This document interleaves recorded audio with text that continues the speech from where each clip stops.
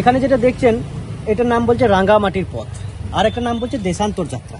তো রাঙ্গামাটির পথ কেন বলা হয়, দেখুন এখানে দুটো স্ট্যাচু আছে, এটা ঠিক সাঁওতাল পরিবারের চিত্র। ওপাশে একটা মহিলার মাথায় একটা গামলা এবং একটা মাদুর যেমন ঘোরানো থাকে, মাদুর ঘোরানো রয়েছে, এবং পুরুষ রয়েছে, পুরুষের বাঁকের সামনে বাচ্চা, পেছনে কিছু জিনিসপত্র, নিচে রয়েছে একটা গৃহপালিত পশু, সম্ভবত কুকুর। এই টোটাল আদিবাসী পরিবারটা রাঙামাটির রাস্তা ধরে যাচ্ছে বলে বিখ্যাত ভাস্কর্য রামকিঙ্কর বেশ বললেন রাঙামাটির পথ। আর দেশান্তর যাত্রা কেন বললো, গুরুদেবের একটা ছোট্ট করে একটা কবিতা আছে, অজয় নদী বান এসেছে ঘর বাড়ি সব তলিয়ে গেছে। এই অজয় নদীর বন্যা আসার কারণেই এই আদিবাসীদের বাড়িঘর ভেঙে গেছে। তো বাড়িঘর ভেঙে গেছে, যেমন যাযাবররা এক জায়গা থেকে অন্য জায়গায় ট্রান্সফার হয়, তেমন সাংসারিক জিনিসপত্র সঙ্গে নিয়ে চলে যায়। তো ঠিক এই আদিবাসী পরিবারটা এদের বাড়িঘর ভেঙে যাবার কারণে এদের যে সাংসারিক জিনিসপত্র এরা একসঙ্গে নিয়ে অন্য জায়গায় সেপারেট অন্য জায়গায় ট্রান্সফার হচ্ছে। তার জন্য বিখ্যাত ভাস্কর্য বলেন রামকিঙ্কর বেশ বলেন দেশান্তর যাত্রা।